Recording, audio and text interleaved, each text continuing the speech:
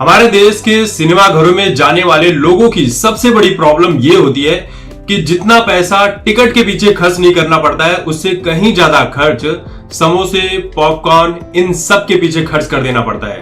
कई बार तो बैंक से लोन लेकर मैंने समोसे खरीदे हैं। कुछ लोगों ने तो यह भी दावा किया है कि उन्होंने अपने गांव के खेत खलिहान और मुंबई की कुछ प्रॉपर्टीज बेचकर समोसे और पॉपकॉर्न खरीदे हैं सिनेमा घरों के। इतनी महंगाई है। हमारे देश की सारी महंगाई सिनेमा घरों के अंदर ही होती है। और ये समोसे इतने बेहतरीन होते हैं कि जैसे ही आप इसे खाते हैं, ये आपकी नसों में जाती है, आपके पेट में जाती है, तो आपके पेट में एक अजीब सी हलचल होने लगती है। आपके पेट में तरह तरह के जो नसें हैं वो डांस करने लगती हैं, जिसे हम फूड पॉइजनिंग का नाम देते हैं। और बाद में यही जो समोसे हैं लिक्विड फॉर्म में आपके मुंह से और आपके शरीर के एक विशेष स्थान से बाहर निकलने लगते हैं। तो कहानी ये है, सुप्रीम कोर्ट ने कह दिया है कि सिनेमा घरों में जो लोग भी सिनेमा देखने के लिए जाते हैं, बाहर की उनकी जिंदगी चाहे जो भी हो, लेकिन सिनेमा घर में जाने के बाद उनकी जिंदगी पर जो हक है वो सिनेमा घर के मालिकों का हो जाता है। यानी कि कहने का मतलब ये है कि सिनेमा घर के मालिक समोसे 500 रुपए का बेचे या 5 लाख रुपए का बेचे, आपको लेना है तो लीजिए, नहीं लेना है तो भी आजादी है।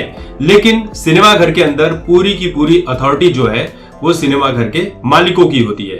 वो किसी भी दाम पर समोसे, पॉपकॉर्न, भजिया, वड़ा, समोसा कुछ भी बेच सकते हैं, क्योंकि ये एक कॉमर्शियल बिजनेस है और वो अपना थिएटर चलाने के लिए कुछ भी कर सकते हैं। सुप्रीम कोर्ट ने यह भी कहा है कि सिनेमा देखने वालों को भी ये पूरी तरह से आजादी है कि वो किसी आइटम को खरीदें या नहीं खरीदें।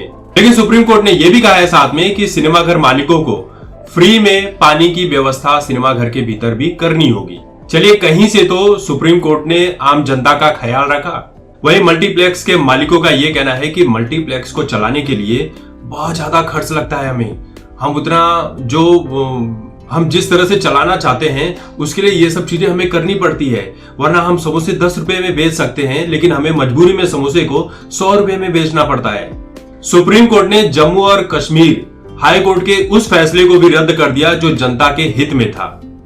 ये हित में क्या था फैसला कि जनता जो है वो बाहर से खाने पीने का सामान सिनेमा घर के भीतर लेकर जा सकती है। सिनेमा घर के मालिकों से यह कहा गया था कि वो किसी भी फूड आइटम पर बैन नहीं लगा सकते हैं, लेकिन यह भी कहा था कि जो भी आप लोग खाए पिए, कचरा जो भी निकले वो कचरा पेटी में ही डालें, इसे उस कचरे को यहां वहां ना फेंके।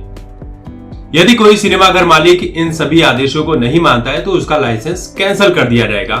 अब देखिए, बात तो साधारण सी कि हमारे देश में जो कानून जनता के हित के लिए बनने चाहिए वो जनता के हित के लिए बनते नहीं है, वो तो बड़े बड़े लोगों के हित के लिए बनते हैं। अब सिनेमा घर के मालिक हो या बॉलीवुड के लोग हो, कानून ज्यादातर इनके हक में ही जाता है, क्योंकि पैसे भी इन्हीं के हाथों में होते हैं। तो भैया, जो फैसला आता है इनके पक्ष में ही आता है। जनता तो ऐसी है भाई, जनता का सुनता ही नहीं है कोई।